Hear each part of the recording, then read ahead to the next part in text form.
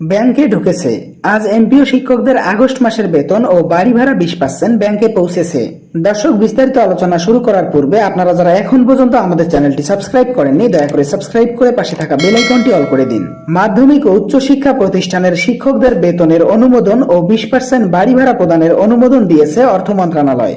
এ ধাপে মোট 3,75,660 জন শিক্ষক কর্মচারী রয়েছেন। এদের মধ্যে স্কুলের 2,89,200 জন ও কলেজের 86,460 জন শিক্ষক কর্মচারী রয়েছেন। গত মঙ্গলবার বাড়ি ভাড়া 20% বৃদ্ধির অনুমোদন ও বেতন আজ বিকেল 4 ঘটিকার মধ্যে দেওয়ার অনুমোদন দিয়েছে। সত্যি একই সাথে দুইটি সুখবর এমপিও শিক্ষকদের জীবনে আমূল পরিবর্তন ঘটিয়েছে। এমপিওর একজন ঊর্ধ্বতন কর্মকর্তা জানিয়েছে, এমপিও শিক্ষকরা 20% বাড়ি ভাড়ার প্রস্তাব দিয়েছে শিক্ষা মন্ত্রণালয়ের কাছে। শিক্ষা মন্ত্রণালয় তাদের প্রস্তাবনা মঞ্জুর করেছেন। সেই প্রেক্ষিতে শিক্ষকদের প্রস্তাবনার খসড়া অর্থ মন্ত্রণালয় প্রেরণ করা হলে অর্থ মন্ত্রণালয় বাংলাদেশের অর্থনীতি এবং দ্রব্যমূল্যের ঊর্ধ্বগতির উপর নির্ভর করে বাড়ি ভাড়া 20% প্রস্তাবনা মঞ্জুর ঘোষণা করেছেন। গতকাল এ বিষয়ে বিভিন্ন পত্রপত্রিকায় একটি প্রতিবেদন প্রকাশ করা হয়েছিল, যেখানে উল্লেখ করা হয় এমপিও শিক্ষকদের সকল দাবি পর্যায়ক্রমে বাস্তবায়ন ঘোষণা করা হবে।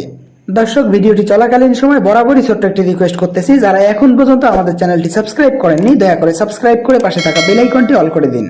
দৈনিক শিক্ষা.com পত্রিকায় প্রতিবেদন প্রকাশ হয়েছে, 4.25 লাখ এমপিওভুক্ত শিক্ষক কর্মচারীর বেতনের প্রস্তাব শিক্ষা মন্ত্রণালয় অনুমোদন দিয়েছে। মঙ্গলবার শিক্ষা মন্ত্রণালয়ের একাধিক সূত্র প্রস্তাব অনুমোদনের বিষয়টি নিশ্চিত করেছে। এর আগে গত 28 আগস্ট শিক্ষক কর্মচারীদের বেতনের প্রস্তাব শিক্ষা মন্ত্রণালয়ে পাঠানো হয়। মন্ত্রণালয় সূত্রে জানা গেছে, বেসরকারি শিক্ষা প্রতিষ্ঠানগুলোর স্কুল ও কলেজ এমপিওভুক্ত শিক্ষক কর্মচারীদের আগস্ট 2025 মাসের আংশিক লট 1 বেতন ও ভাতার সরকারি অংশ বাবদ 967,90,27,081 টাকা 7 পয়সা বিভাজন অনুসারে ইএফটির মাধ্যমে পাঠানোর জন্য নির্দেশক্রমে সরকারি মঞ্জুর জ্ঞাপন করা হলো। এর আগে 20 আগস্ট এমপিওভুক্ত শিক্ষক কর্মচারীদের বেতনের টাকা ইলেকট্রনিক ফান্ড ট্রান্সফার ইএফটি এর মাধ্যমে পাঠানোর জন্য আগামী 23 আগস্টের মধ্যে এই মাসের বিল অনলাইনে সাবমিট করতে প্রতিষ্ঠান প্রধানদের নির্দেশ দেওয়া হয়েছিল।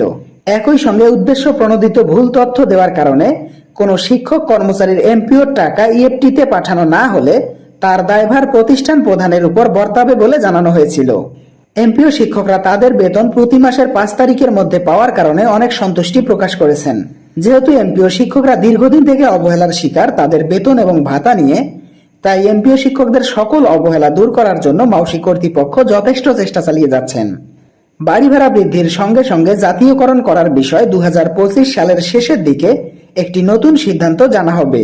শিক্ষা মন্ত্রণালয় থেকে খুব দ্রুত সময়ের মধ্যে জাতীয়করণ বিষয় গ্যাজেট প্রকাশ করা হবে বলে জানা যাচ্ছে। আমরা আশাবাদী এমপিও শিক্ষকদেরকে জাতীয়করণের মাধ্যমে তাদের জীবনে আমূল পরিবর্তন ঘটানো হবে। দর্শক, আজকের ভিডিওটি এই পর্যন্তই। আশা করি ভিডিওটি থেকে অনেক উপকার পেয়েছেন। যদি পেয়ে থাকেন তাহলে অবশ্যই আমাদের চ্যানেলটি সাবস্ক্রাইব করে পাশে থাকা বেল আইকনটি অল করে দিন।